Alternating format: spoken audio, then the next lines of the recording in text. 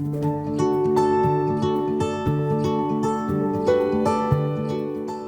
everyone, I'm Joe Mayers, and this is the Think Forever podcast. Today we have a story about new faith.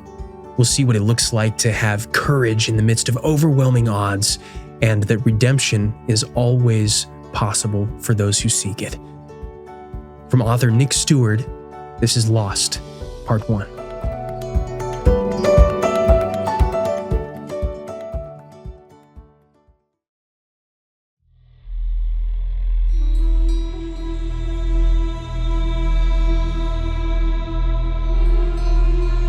(1103 AD), the Nile Delta. "Wake up, Amin," said a voice from the dark. Amin woke up on a modest bed in pitch darkness. He had forgotten where he was, but it came back to him once he recognized Makarios' voice. He was in a monastery. The monk had woken him up and sounded panicked. "What is it?" Amin said. "Marauders," Makarios said. He was lifting Amin off his pillow by the shoulders, a rush of escape. Amin got to his feet, and the background noise of murder and pillaging came into focus, echoing through the halls. He followed Makarios out of the cell and into the hallway. Men yelled, swords squelched, and doors were knocked down amid the smell of smoke. "What do they want?" Amin asked, following Makarios down the hall. "Artifacts, scrolls, golden vessels," Makarios said. "Whatever they can get their hands on." "Where are we going?" Amin asked. "We have to get to the scriptorium," Makarios said. At the end of the hallway, they turned right to get to the scriptorium. They were enveloped by candlelight. Hundreds of candles burned to light transcriptions through the night. But the room had been evacuated, and only the candles remained, left alone only moments before Amin and Makarios had arrived. Makarios passed many tables laden with flat parchments, manuscripts left unfinished by fleeing monks. He ran to an alcove and gathered scrolls. "We have to take these," he said. He handed a bundle to Amin. They ran from the scriptorium and saw flames engulf the other end of the hallway.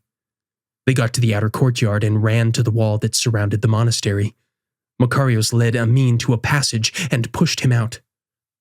"Guard these with your life," Makarios said, pointing at the scrolls in Amin's arms. "We have to get them to Alexandria." He pointed across the valley to a body of water. "That's Lake Mariot. Wait for me at the banks and hide yourself if anyone else comes. If I'm not there in half an hour, go on without me. Get to Alexandria and find Cyril." Alexandria, Cyril, Amin muttered to himself so he would remember. Alexandria, Cyril. "Wait, why aren't you coming?" Makarios turned back toward the flaming structure. "I have to see if there's anyone else." He put his hand on Amin's shoulder and said, "For this, your brother was dead and is alive. He was lost and is found. Go!"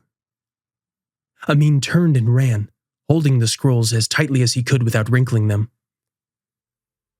He waited much longer than had been asked of him. Makarios never came. He watched as the smoke rose from the monastery long after the flames died and the structure crumbled.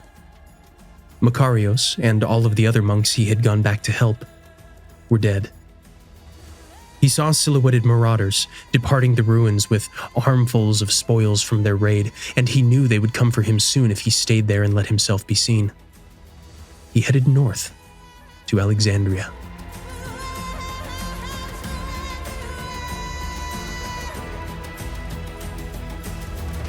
Two days earlier, Amin stumbled out of a tavern near a port on the Nile. His feet kicked up dust as he shuffled toward the street. He stopped like a statue and thought he would be sick. He was going to be sick. He threw up all over the ground and, relieved, wiped his mouth and walked on. "Hey!" someone called from the tavern door. It was the owner, yelling to Amin that he hadn't paid for the superhuman amount of beer he had drunk. Amin didn't notice. He fell on the ground in front of an inn and barely managed to roll onto his side. He watched a storefront oil lamp burn and saw stars above that shined across the expanse of Egyptian sky and palm trees that poked out from behind the inn. The tavern owner kept yelling as he ran up to Amin.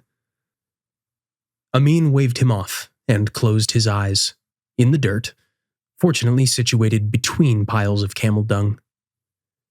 Enraged by the dismissal, the tavern owner pulled Amin up by the tunic and cocked his fist back to punch him. "Sir," said someone across the street, who disrupted the fight before it began. The tavern owner looked and saw Makarios coming to him from across the street, reaching into his robe for coins. "How much to cover his bill?" 5 dirhams, the tavern owner said, frustrated. 5, Makarios said in disbelief. He looked at Amin and wondered how he had managed to drink so much. "He kept buying drinks for everyone in the place," said the tavern owner. "Will 3 suffice?" The tavern owner rolled his eyes and dropped Amin back on the ground where he felt he belonged. He held out his hand to Makarios and watched as 3 silver coins were counted out and handed over. He turned and started back to the tavern. "Do you know where he lives?" Makarios asked. "No idea. I've never seen him before," the tavern owner said over his shoulder. Makarios leaned down and asked Amin, "Where do you live?" Amin started to snore. Makarios sighed. He managed to lift Amin up and dropped him into his cart, tucked with the food he had bought for the rest of the monastery, loaves of bread and fresh-caught fish wrapped in large leaves. Makarios was glad to have found Amin when he did, before he was mugged, or worse, and was glad he had already bought all the food before he had to pay the stranger's ransom. Amin was coming home with him.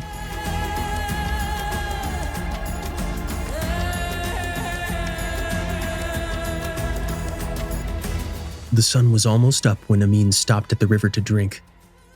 He had walked through the night and early morning. He tried to be careful with the scrolls. They were vulnerable to the wild with no protective cover, so he put them down on the upper bank to keep them dry. He went down to the water and filled his cupped hand, brought it to his lips and drank. He thought of everything that had happened at the monastery and how quickly. Makarios was gone. And while Amin hadn't known him long, he had become like a father to him. It didn't take long to make such an impression on Amin. Any older man who was willing to give him time and impart wisdom to him was as good as an adoptive father. All he knew was that the last thing this new mentor of his ever told him was to get these scrolls to Alexandria. And that's what Amin was determined to do. He spent 2 minutes drinking his fill before he went back up the bank. He wiped his hands on his tunic to dry them before he touched the scrolls again. "Hey there," said a voice, unseen. Amin looked around. He wiped his hands faster, then picked up the scrolls to guard them. "Who's there?" he said, and tried not to sound scared. Out from the reeds came a stranger. He was a man around Amin's age, in a tunic and turban. "I saw you from down the trail," he said. "Are you okay? You look lost." Amin stammered. He felt lost. He was heading north, but other than that, he knew nothing. Like he was thrown hogtied into the wooden trunk of his own life. He knew that Makarios was a man who had become his friend and rescuer, and the last thing that man had said before he died was that he had to get the scrolls to Alexandria. Amin had to do that much, but he wasn't sure he could do it alone. "I'm going to Alexandria," Amin said. "Long walk," the man said. "I'm Sakar." He put out his hand to shake. Amin shifted the scrolls into his left elbow crook to free his right hand. They shook hands, and Amin was glad for a companion after half a day of desolate loneliness. Wildlife made no suitable partner for a man. He was out in the middle of nowhere, where things die all day long without notice or burial. You were right about me being lost, Amin said. Do you know where I go from here? You veered off course quite a ways. I'm going north also. Why don't we walk together? Amin nodded, and they started to walk alongside one another. Sakr pointed to the scrolls in Amin's arms and asked, What are those? Amin looked down at the scrolls in his arms and stared, trying to think of what the true answer was. Then he gave the only answer he knew. Wisdom.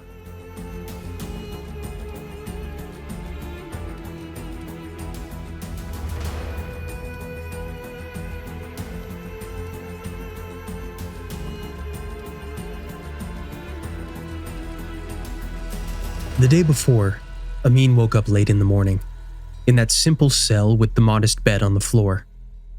It was peaceful aside from the solid steel confusion in Amin's head, building up pressure and squeezing his brains to the side. Above him was a window that looked out on the courtyard, and the resultant shadow on the ceiling from the grate confused him more, until he realized what it was. His head throbbed. His stomach stirred and his bones ached, but he thought he heard birds chirping. He didn't know where he was or how he had gotten there. He rolled out of bed and rubbed his eyes, and then his head and the sore back of his neck. He got up and stepped out of the cell into the hallway, and a robed monk walked past. Excuse me, Amin said. The monk looked surprised by the stranger's presence. Ah, he said, you arrived with Makarios last night. Amin didn't know what any of that meant. He's in the scriptorium, the monk said, but Amin only looked at him helplessly. It's down that way and to the right, the monk said, pointing. He'll get you some food. Amin went down the hall, still unclear on where he was and why and who that monk was and perhaps who he himself was, and definitely about who he was on his way to see. He found the door he thought the monk had directed him to and knocked on it. Nobody answered, so he went in. All around the room, monks sat at tables writing on scrolls with quills, too engrossed to look up and away. Makarios looked at Amin when the opened door brightened the room, after he finished the meticulous copy of one single character on his parchment. Hello, he exclaimed, excited by the chance at a proper introduction to his new friend, the man he rescued. He got up and went to Amin, but when he saw how lost he was, how strange it all was to him, he said, You don't remember me, do you? Amin shook his head. Come with me to get some food. I'll explain it all. While they ate, Makarios told Amin the story of how he had come across him in the street, paid his bill, and brought him back to the monastery for safekeeping. Amin was embarrassed, and at many points in the story looked down in shame. But his admiration for the monk grew as he heard the way that he had cared for him, a stranger. What strange love possessed a man to do that for someone?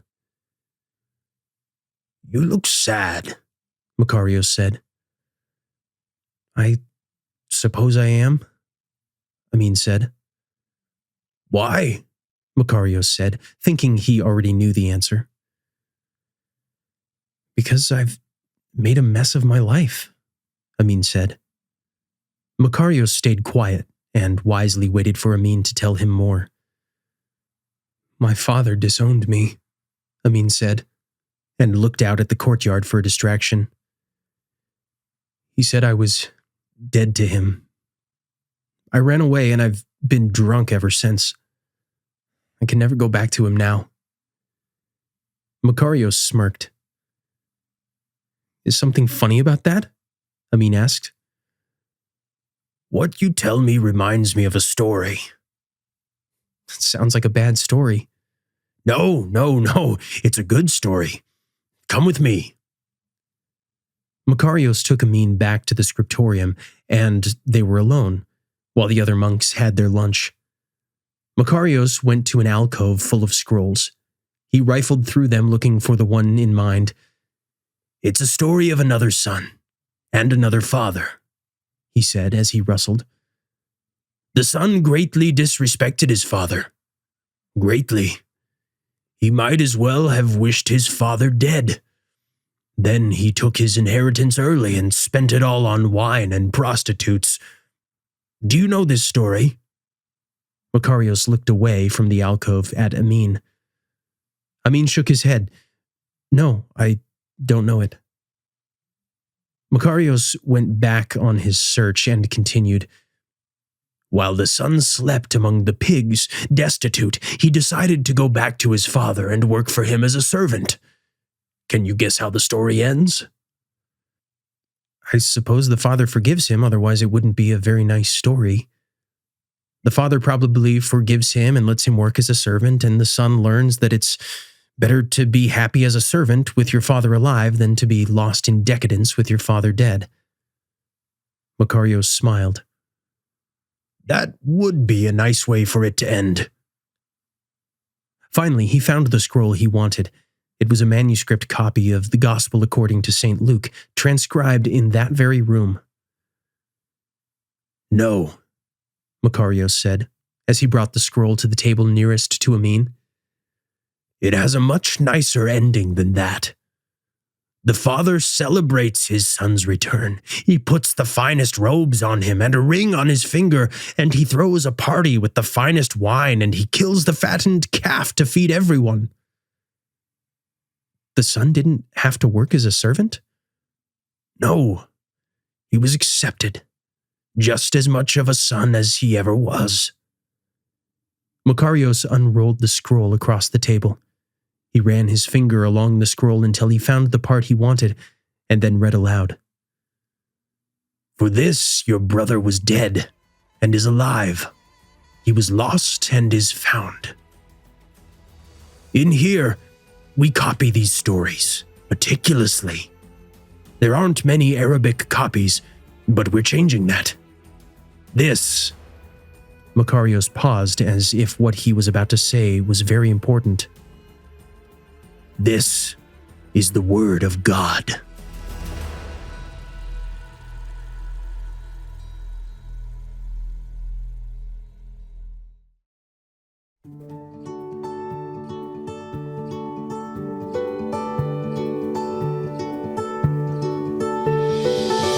Thank you for listening to this week's episode of the Think Forever podcast. If you're enjoying the show, we would love it if you would give us a review. It would help as we're trying to get these stories out to even more people. And make sure to join us next week as we finish Nick Steward's story, Lost.